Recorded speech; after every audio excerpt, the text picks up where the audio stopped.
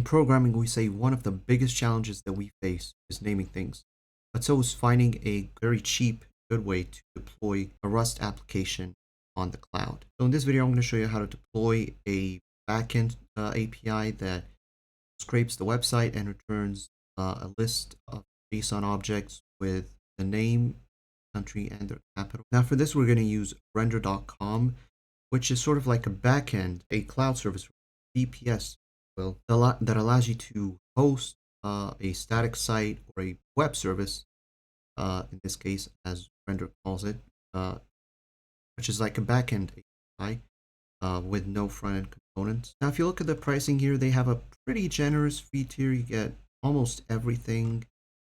The free tier, 300 gigabyte bandwidth, and wait for it, they have Postgres and Redis that, these are database instances that they actually manage on the cloud for you.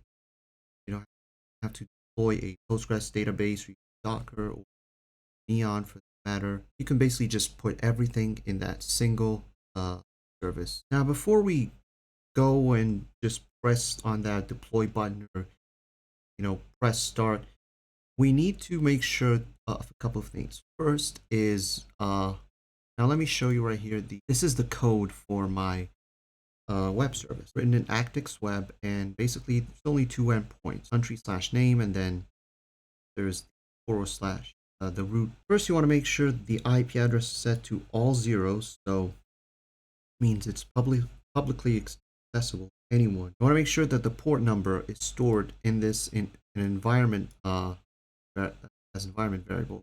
I put in this .env file, and also be sure to add .env in like get ignore or something.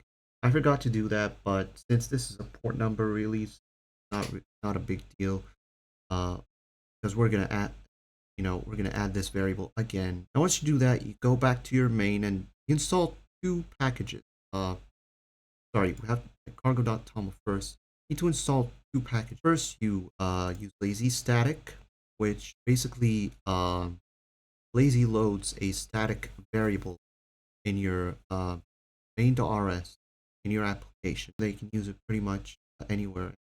It only has scope until, it's dropped after the program stops. And then you need the .env file so that you can so you can load the .env file in the Rust app. Now, once you do that, go ahead and import the lazy static macro, and inside here you do static ref port. Now, this ref keyword means that we're binding this variable by reference instead of by value, and then you want to make sure it's a string, and then you call the variable itself by using env var port, and then you throw an error if there's no port number. That's it. Now, once you do that, you can go back to render.com and start deploying. All right, so first you go ahead and click on dashboard, and then once you're on the dashboard, you click on new, then web service. And this is very important. Now, there are two ways to deploy an application. I would highly recommend that you push that code to a GitHub repository. As a matter of fact, let me show you right now. So select this option and click next, and then it's going to ask you to connect your GitHub account to Render, and then it will show you all of the Git repository. This is my Git repo. Click on it. There it is right here. I have it already pushed to GitHub. You can feel free to clone it or fork the repository. But anyway, once you have that, you can click on connect, and then once you do that, I already have mine deployed here. Open up Rust Scraper. Now you want to go ahead to environment, and then right here you add an environment variable, and then type in the name of the variable. Port, give it 8080. I already did that, so that. You can also go back to VS Code and just click on the env file and copy it. Go back here and then click on the add from env button, and then paste your all environment variables. This is great. You have like a bajillion, like dozens of environment variables. They can't just like manually type in. Now, once you do that, you're gonna have to click on manual deploy and have to like redeploy it again so that Render would pick up on it and say that, oh, there's an environment variable that I have to use, so I'm gonna go ahead and recompile my code. Anyway, once you already do that, this is what the backend should look like. The result. As you can see, I'm gonna use my country endpoint and then Egypt. Now notice.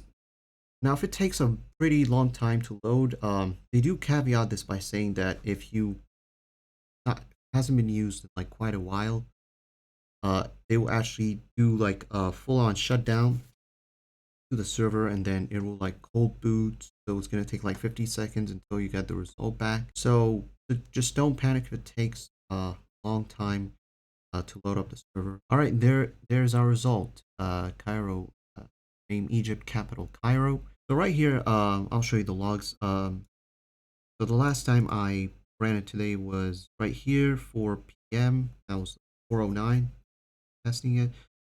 So yeah, as you can see, there's quite a gap here. So almost 19 seconds until it recognizes that it's actually a cargo, not Node.js or Bun, not using JavaScript.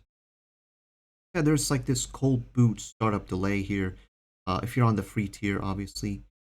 Now, if you wanna, if you want like production grade stuff, you want your instance to spin up faster, or actually load faster instead of having it spin down when it's inactive, which is obviously good if you have free tier. You can go ahead and click on upgrade, but we're not gonna do that right now. And just to show you right here, the Germany. Let's do Germany. Cool.